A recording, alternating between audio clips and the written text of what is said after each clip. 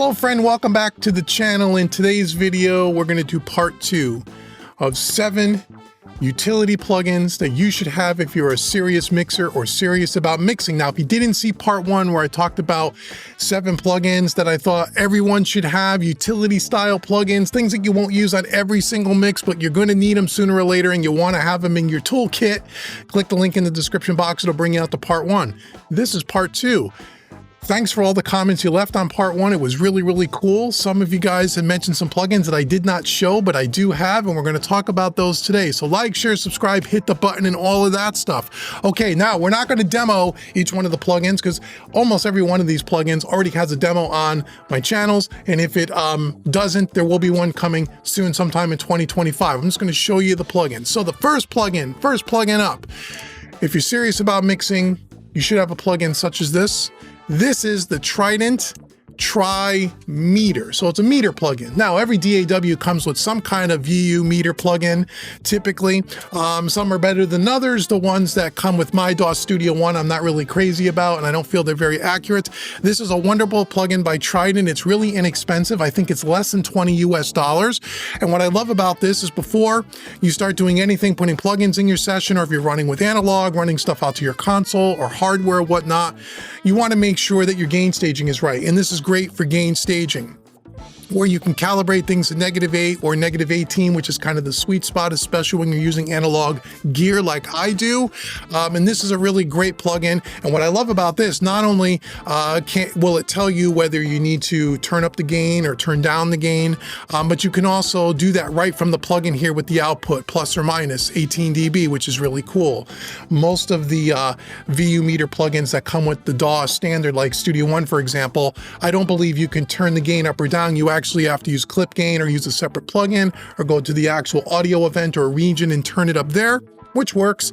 But this one you can do right inside the plugin. I find it super accurate. I use it on every single mix. It's the first plugin at the top of my insert chain, whether I'm working on the box or working with hardware or a combination of both, to make sure that the tracks that were recorded are hitting the sweet spot of my plugins and or my equipment. So the Trident Tri-Meter plugin. I'll link all these plugins, by the way, in the description box, and I'm not affiliated with any of them. They're not affiliate links. I'm just sharing information with you. Okay, so you want to have a good VU meter plugin. The second plugin up is one that was mentioned. It actually came out 2 days or so after I had published the first part 1 of this series, the 7 utility plugins I mentioned earlier. This came out. This is by Waves, called Curves Equator. Now, this is similar to Soothe 2, which I'm going to show you in a second, where it helps you reduce and take out any resonant frequencies. It's really good at that type of thing. But what I love about this one over Soothe 2 is that it has a learn function, an AI learn function, where you can actually play your track, it will listen to it, and then it will suggest what curves to put in, where to cut, where to boost, and those kinds of things. And you can adjust it from there. It's got a basic set of controls at the bottom, and it has an advanced set of controls as well if you want to use those. But this is great if you have, like, you know, a harsh track, maybe harsh cymbals on overheads. I use it quite a bit. Or harsh guitars, like distorted electric guitars that are really kind of ear piercing. That could be really helpful. Or vocals that sound really boomy or have a lot of nasally effect. This is a wonderful plugin. I haven't used this as much as Soothe, but I've used this a few times with really good results. So again, is it something I use on every single mix? Not every single mix, but more mixes than I don't use it on. Wonderful utility plugin. And again, if it's Waves, if you got the subscription package, it comes for free. If not, you probably can buy it for less than 50 bucks. Great utility plugin. The next plugin up, we just mentioned it, is Soothe 2 by Oki Sound, which is kind of the, up until at least Waves Curves Equator. And again, I know they're slightly different. They got little different features, but they basically do the same thing. This was kind of the most popular one that's out there, and I use this a bunch. Now, the one thing I will say about this one that I like is the presets that they have. The presets are wonderful. They got a ton of presets, and they're very good presets. They're very usable, that I find in most cases I only need to do a very slight amount of tweaking to. So I really like this for that. What I don't like about this one compared to the Waves plugin we just talked about is the fact that there's no AI function as far as listening to your track and kind of recommending. Man, you can choose to like that or not like that. This tends to have a little bit more control over some of the parameters, but this I've used, again, wonderful plugin that I use, again, more times than not. Anything that sounds harsh or boomy or muddy or whatever, this can really, really help. And this is, I don't know if this is an industry standard, but I know a lot of engineers love this plugin. So check this one out. This one is probably a little bit more expensive than the Waves one. I don't know how much it costs as I sit here. I think I probably bought this around a Black Friday sale every year and probably paid less than $100 for it, but it's one of those utility plugins. If you're serious about mixing, I really think you should have. Hey there, friend. I hope you're loving the video. Guess what? We're now in 2025 and I have some super exciting news to share with you. I'm officially accepting new clients for mixing and I'm on the lookout for talented artists just like you. Head on over to mixingmusicanalog.com. The link will be in the description box below to check out some of my latest work. Once you've had a look around, shoot me an email and let's schedule a Zoom call to chat about your music and how we could take it to the next level. Now let's get back to the video. Next plugin is a fairly new plugin to me and a fairly new company of plugins that I use. This is by Neural Audio and this is called X-Rider. This is their competitor is the well-known and famous Vocal Rider by Waves that I also have, that I would use a lot. This is probably the new updated or new improved version of that kind of technology. What I love about this is the fact that when you play back your vocal track, you can actually see the audio coming in the waveforms in the graphic, which helps you better, I feel, line up where you want the X-Rider to kind of work. And it does a really good job. So this is a plugin that, honest to God, I use this on almost every single vocal, no matter how it was recorded, because vocals are super dynamic. And what I love about this, if you have an overly dynamic vocal, this can help level out that performance as like the first plugin in my insert chain before I hit my first stage of compression. Right? So I can level it off a little bit. So when I'm hitting that compressor, it's working a little less hard and a little more even. And especially if you have, certain phrases and verses where they're very, very kind of quiet and they build up and they're super dynamic, this is a wonderful plugin. Now, how does this work compared to, say, Waves Vocal Rider? Because I've used Waves Vocal Rider an awful lot as well, and that works really well. That seems to be a little bit more finicky for me. I find this one to be better, and I just think it's because the algorithms and such in this Neural Audio stuff, it's all brand new, like in the last year technology, where the Waves Vocal Rider is an older plugin. This seems to be a little bit more easy to dial in, a little bit more consistent to me.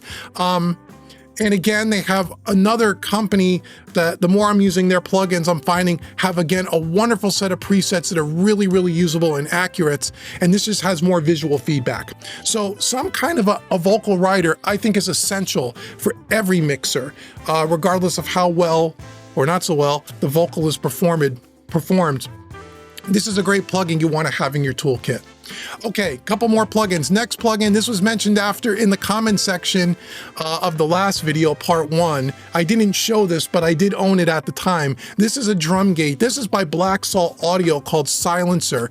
Now, in the last video, part 1, I mentioned Sonic's drum gate, which I still think is a little bit better than this one, but this one is way more affordable, and this one will get the job done 95% of the time.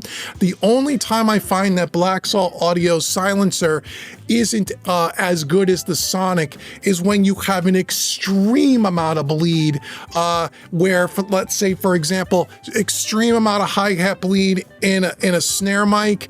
You can get rid of the hi-hat bleed in Silencer, but then it chokes off the snare and you lose some of the ring and sustain of the snare that you can adjust with the length control here, which does work to some degree. But I will say, in most cases, the Sonic's drum gate does that a little bit better. It gives you a little bit more control over the decay of the drum, where you can pick the frequency points and it's all movable, where this really isn't. This is just kind of a dial it up, dial it down. But it's about a third of the price, maybe even a fourth of the price if you pay full price for both. I think this is 60 bucks. And Sonic's drum gate, that's a couple of $100, maybe more than that, although I bought it on sale for like $60 from Plug-in Boutique, where they had a sale on it and I picked it up. So if you're looking for a good drum gate and you don't want to spend $100 or more, this is a really good one. This is a really good one. I do have a demo on one of my channels for it, but you need to have a drum gate of some kind. The only other one beyond this gate that I really thought was pretty good was the Slate Digital drum gate in their VMR, the Virtual Mix Rack. That was my go-to until I got Sonics and until I got this. Now I either use one of the other. If it doesn't have an extreme amount of bleed, I'll use this one because it does work 95% of the time. If I got too much bleed and I don't want to choke off the drum and I need more control over the decay, then Sonic is the way to go. So that is Black Salt Audio Silencer. Wonderful plugin. And the last plugin, and the reason why it's last is because not everybody has access to this, unfortunately. This is an oldie but a goodie. It's a secret weapon that I do use on every single mix. I don't even know if you would consider it a utility plugin that you only need when you have a problem, but this is a plugin that if you're a Universal Audio user, and I'm not talking about the Spark, the native plugins, because this is not native yet, but if you have an Apollo interface or one of the UAD2 satellites from back in the day, this is a plugin that I put on my master bus and use in every single mix. This is called the K-Stereo Ambient Recovery by the legendary mastering engineer and collaboration Bob Katz. Now what this does, and I've done videos of this on the channel, you can search my channel for it. I'll try to link it if I remember in the description box. It's an ambient recovery, but it really acts a little bit more like a stereo widener. So basically what it does is I put it on the master bus, is probably one of the last things in my master bus chain, maybe before tape and whatnot. And even though you may have reverb and delay inside of your session, but then you're hitting compressors and stuff along the way, and sometimes you lose some of that ambient, this will add some of that stuff back in.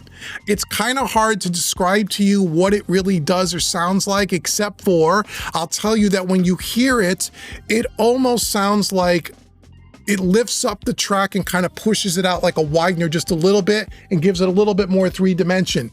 Ambient recovery, a little bit more ambience. You'd have to read the manual on this. There's a couple of really cool presets in here that's really great.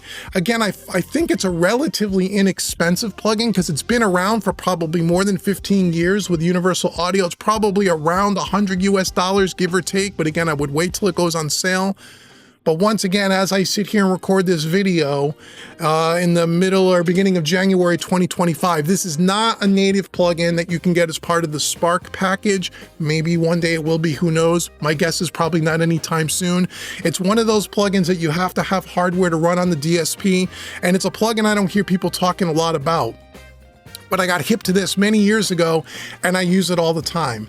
And it puts a little bit of a finishing touch on the mix. So if you have Universal Audio and you have the hardware and you have DSP plugins, go demo this. I think you'll find it's a cool secret weapon, and you can watch the video on my channel and see how I demo it. So those are, I believe, 7, like I counted 7 more utility plugins that, again, if you're serious about mixing, you should have in your toolkit. I use most of these plugins, as I said, more times than not. If you missed part 1, click the link in the description and go check out part 1, and let me know in the comments below, what other utility plugins do you guys feel that you use from time to time that is really beneficial to you? Let me know in the comments below. I always like to learn from you guys, and if enough ideas come up for a part 3, maybe at one time we will do a part 3. So thank you so much for sticking around to the end of the video. Make sure you go out to homerecordingmadeeasy.com. I got that free mixing course right on the website. It's a $100 course, absolutely free.